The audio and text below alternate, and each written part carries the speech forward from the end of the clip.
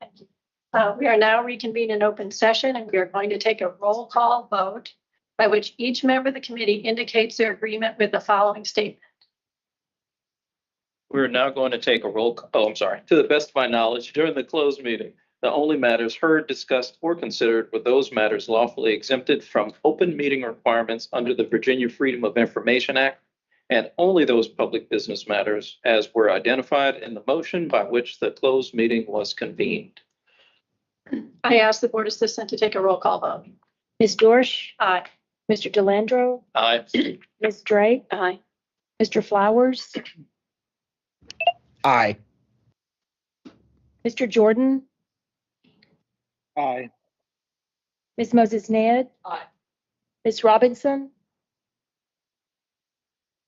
And Mr. Watkins? Aye. Okay, thank you. Now recognize Shannon Perry to present on our 2026 budget. I'm actually going to ask Michael Westerman to go over one slide, and then we'll jump into the budget. So this is not a topic that the committee is being asked to vote on today or make any decisions about. It's a preview, something that will be coming in May at the full board meeting. We've had a couple of recent scenarios where we had changes in the capital program that we quickly needed to react to and needed a project budget line item in our budget to start spending money and figuring out feasibility. Those were the Manassas line deal this time last year, where we quickly had a deal presented to us and had to figure out whether it was feasible or not, hire consultants, spending money. Same with the siding reshuffle that you are familiar with, where we are moving some siding projects to later phases, and we're substituting a Taylorsville siding project, which was not previously in the capital budget. So we look in the bylaws, and the bylaws have some ambiguous language about when you can transfer funding from one existing project to another project. It gives the executive director authority to do that, capped at $5 million. The ambiguity was, okay, what happens if we don't have an already existing project line item? Does the executive director enjoy the same authority to shift up to $5 million from one line item to the new, not yet existing project line item? So the clarity that we're proposing for the full board to consider will be simply saying, yes, as long as the overall capital budget is not increasing, the executive director can move between, can move up to $5 million among between, including creating an all new project line item that does not exist. And again, these are language we struggled through on the Manassas line and on the siding reshuffle, where we were kind of needing to react quickly, but without clear delegated authority of what the executive director could do unilaterally without having to call a special meeting or wait until a regularly scheduled meeting on the board and seek the board's permission. So let me know if that was clear. If that doesn't make sense, I'll answer any questions about that. You can show us the language. Yes. We will have the language. We have the language drafted. We didn't have it in time to go out in this package from this committee, but it absolutely part of the full board package. Can I give a quick example? I think it helps my brain. 142 million we had set aside for the old siding seat in Hanover County. That was for the road and the rail. And there was a question. We briefed you in January.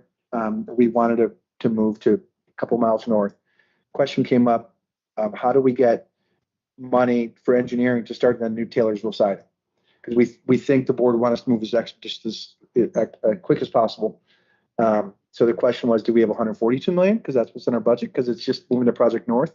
Do we have $1 million or $5 million?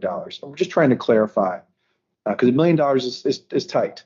5 million can get us off to 30% design and get us to full 30% design, rather than start with CSX, start again, because they're doing the engineering. So that's just an example of that flexibility. Up to 5 million is a big deal. It can keep the projects going forward really much quicker than $1 million cap, which $1 million these days is not going to get you 30% design on a new project. Okay, Mike, are you saying right now that DJ has the ability to spend $1 million on something new? And he doesn't have the ability to spend $5 million on something new. He can shift I think we're saying right now it's not clear. Okay. There's a rule about transferring without increasing the overall budget. And that does not clearly contemplate a not yet existing line item. Project, yeah. Then there's a rule about adding budget, which is nothing's going to change there. But if you're increasing the budget, there are percentage threshold caps, 1.5% for the entire year, and $1 million is the cap per line item. So it's much lower ability to actually increase the budget versus transferring along line items in already existing budget. And just for the avoidance of doubt, anytime this would happen, it'd be reported to the board, just like we do any budget adjustment. So it's not.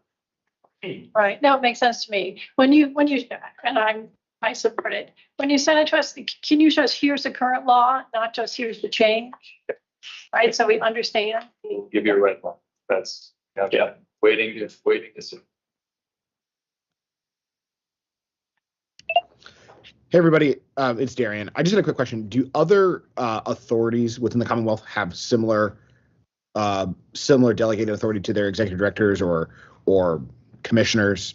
I'm thinking about like the Space Flight Authority or anything, something else that might be comparable. Yeah, isn't this, if we have a $5 billion program, isn't this like 1/10 of 1% discretion to the executive director? Relatively They probably, I'm assuming that most executive directors would have that. Add to that, Storch, that we set all these rules up like in year one of our existence, and we were still putting together all our policies and procedures, all our financial controls. We hadn't had the audit done. So, I think as much as we're questioning, yes, it's 5 million, as you said, it's 0.1% of our capital budget, or maybe less.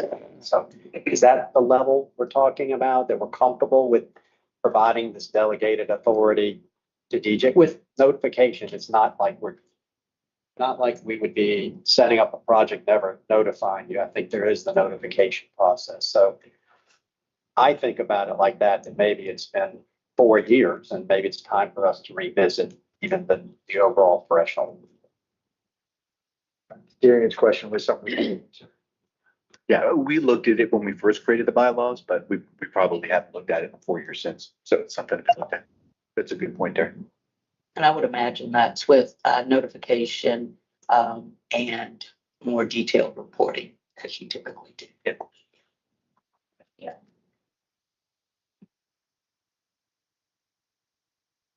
Any other questions on the proposed bylaw amendment that will send much more information out? So with the May board meeting, we're planning to bring this proposed amendment. With the red line and In May. Yep. Thank you, Mr. Westerman. Let's switch into the FY26 budget. So I've got a bit of detail to go through, and we're going to move through quickly as we're running out of time. Please feel free to ask questions throughout the presentation. Starting like we usually do, taking that bird's eye view of what's happened in VPRA's larger financial plan as that correlates to the budget. Here we have a comparison of what we brought to the Finance Committee and the board in May in comparison to what we have now in April. So in our various categories, so in sources, some good news, we have an increase of $97 million. More good news on the uses side, so a decrease of $188 million. And what that is going to do is ultimately increase our management reserve $285 million.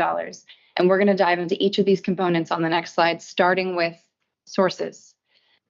You all recall that we approve the management reserve on a quarterly basis. So at various cadences, we'll come in and we'll lock in sources into the management reserve. So we're really just going to focus on that Q3 update. So the big items really are going to relate to bringing funds back into the plan that were previously there. So first being the I-66 toll revenues related to the financing. We're now confident that there's another $22 million in that capacity. So we're going to bring that in. We have a TNR study going on right now that's going to wrap up in summer. So we'll have even more clarity into what that financing will deliver for VPRA, but we are confident in this $22 million right now. CRF estimates. So we had a decrease last year, which we have recovered in the current estimates and then some, bringing $37 million into our plan this cycle. Investment income. We continue to do a great job with our investment manager and our cash management to feel confident that over the next 3 years, we'll have another $26 million of surplus related to our investment income. So we're adding that to the plan.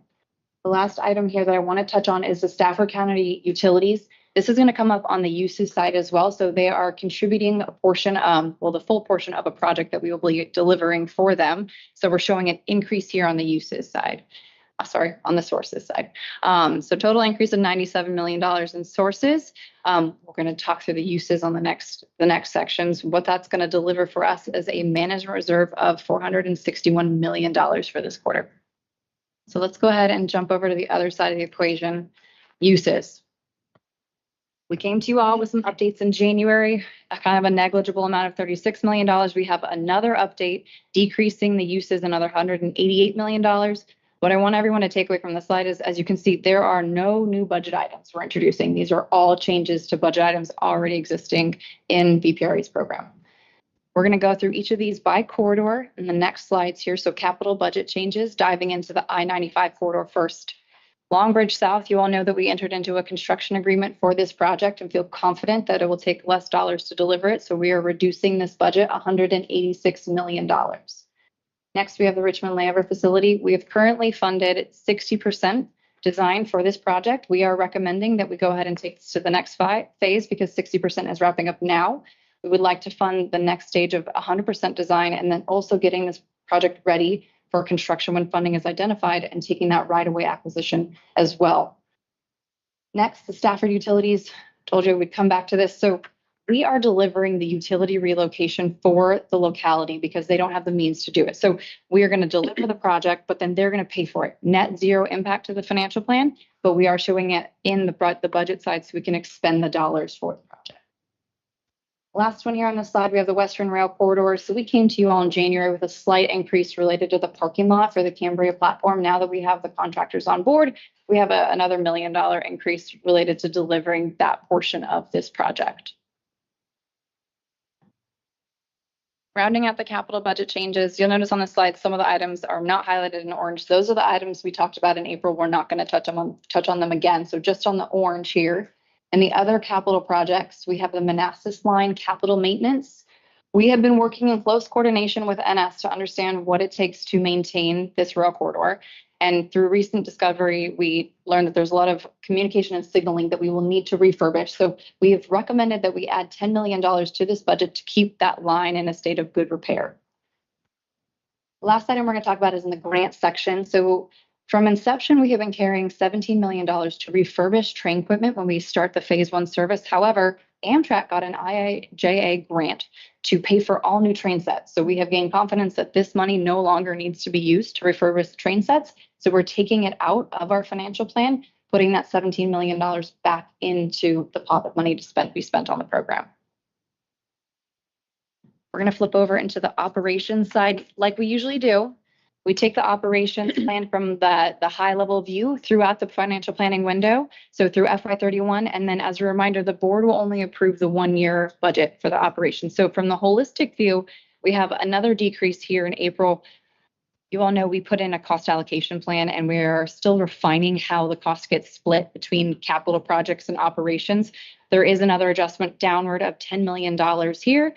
We are just still removing that duplication of administrative costs on the capital projects and also in operations. So feeling confident that this needs to be removed from the operations budget. Okay, let's zoom in here to the FY26 operations budget. Really, the story here is you're going to see everything is flat. If you look at the bottom, cost recovery is going to remain about 67% from a budget perspective. On the revenue side, why we are keeping this flat is because the corridor is about to go under construction. So we typically have an assumption of a revenue increase. However, at this time and where we are in the program, that is not something we want to put in the plan because if the revenues do not materialize, we then have a funding gap. So revenues are going to remain flat in this next cycle. Similarly, on the train operations side, we are showing a marginal increase of $1.5 million. If you've looked at the EDR reports, we're currently running about $4 million under budget. So there is still going to be an expected increase in actuals. However, the budget is sufficient to cover those right now. The last item I'm going to draw everyone's attention to is the operation administrative budget. And that decrease that we talked about in the last slide is showing here as well, more cost shifting over the capital projects. And with that, let's dive into the full administrative budget. Overall, we are recommending a 13% increase in the administrative budget. Most of that really can be attributed to payroll and benefits, and that's being driven by two primary factors. One is that we're getting fully staffed up to that 76 average full-time employees. And then also there's kind of an accounting exercise going on where we're rebaselining the direct project time. So some of our project managers bill directly to the projects, and we had an assumption on what that rate is. Now that we have years of history, we see that rate was a little aggressive. So what that does is it pushes more costs in the administrative budget, and then it gets allocated in a better methodology through the cost allocation plan. So that's that adjustment there, and that makes up for over a third of this increase in payroll and benefits. Professional services and information technology have kind of the same story. So we are moving into that next leg of VPRA where we're developing our asset management needs. So that's a policy, it's condition assessments, and it's actually implementing a full system. So professional services is remaining flat, mainly driven by the asset management needs. We also have recurring costs such as service planning, investment management, legal needs that is just holding that number steady year over year. And then information technology, that increase related to the asset management system we expect to be deployed during the year. We looked at this from a holistic perspective of what is the administrative budget in relation to the total expenditures. And then we compared this to closely related entities such as DRPT. So as you can see, as we were starting out and our startup costs, we were hovering around 6%. But now as we have the projects really gearing up and getting into full steam and the administrative costs leveling off, we are sinking into that 4% range, which again is in line with similar agencies. So from a high level perspective, we do feel like our admin costs are really coming into the range that we expect them to be for the next few years. That's my last slide on the budget. I do have one more slide on the management reserve, which I'll quickly go to. Happy to answer any questions as we move through. So here you'll see we have a large uptick in the management reserve. We are going to have $461 million as the recommended management reserve as of Q1. What we want to note on this slide is that this is not surplus that we want to bring in new projects to the program. If you take a look on the left side, so we've got a pie chart that indicates the level of project estimate that we have for our whole program. So only 33% of our program has a construction bid in-house. So we have 67% of the program that we're still waiting on final construction pricing. And we fully expect that that management reserve needs to be retained in order to make sure that we can gain confidence in delivering the rest of the program with the funding that we have allotted. And we are now right on time. Happy to answer any questions before we send it over to Ms. Dorff.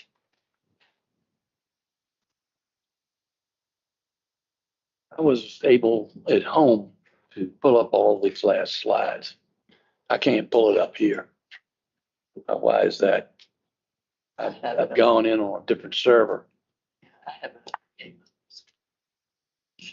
Are you under VPRA or VPRA guest? I am not using their Wi-Fi. Oh, okay. I think you gotta get some tech people to look at that. I'm not sure how it looks on the phone or the iPad. I know it looked a little different, and I'm not sure why you couldn't see it, so my apologies. It looks the same as on my laptop. I got that at home, but I can't get it here. So we'll figure that out. We'll figure out what that is. Any other questions on the proposed budget? Okay, and just to, I do ask for a motion to approve a recommendation that to bless this to go to the board for a vote next month. But just, Steve, can you just run through one more time, which is very helpful, like the last of your slides. Here's the timeline for things. Here's what we're voting on today. Here's what we're going to come back to you with and for a vote on later, right? So before us right now, it's just the information presented in here, where the only project, with a locked-in change is on Bridge South, right? And all the other proposals are still in works. Yeah, there's several projects that we're currently in active negotiations. We're planning to come back to June, July, or August timeframe to amend this budget when we have more clarity where those negotiations end. That's with this board as well as the Commonwealth Transportation Board. And we don't want to set a date because we're not certain when those negotiations will end, but certain that we are fully transparent and we will be coming back to both you as a board and the Commonwealth Transportation Board. Just finishing up on that, it's not really money, it's do we have a projected time the projects are going to start, and are they all starting at once, or are we behind schedule on actually starting projects, or where we're supposed to be? So actually the progressive design build nature of Long Bridge North, the work's going on now. Last week they ripped track up, they're doing pile driving. So they've already started. Oh, yes. And then some of the other ones, like this Alexander Fourth Track and some of the 95 improvements and everything, are they already ongoing? So on the fourth track project, the early works is underway. It's actually the duct is complete. They did the duct bank where they're moving utilities now over the next couple months. And so, yes. That's very good news. And CSX will put out their IFB for the rail part this summer. Thank you. And then, of course, you were at the groundbreaking last week where the Radford maintenance. For Radford. I mean, Christiansburg. Yeah. What's on the agenda for the May meeting? So to approve this budget would be on the agenda as well as the management reserve. And we'll also go into closed session then and give an update on negotiations. Okay. Further questions? And then I ask for a motion to approve a committee recommendation to the full VPRA board to approve the fiscal year 2026 budget. So moved. Second, I can, ask for a voice vote of approval on this recommendation. All in favor, say aye. Aye. All opposed, nay. Opinion of the chair, the ayes have it, and the motion is adopted. Okay, does any member of the committee have any further business they would like to discuss at this time? Hearing none, if no further business, committee now stands adjourned. I'm done. Great job.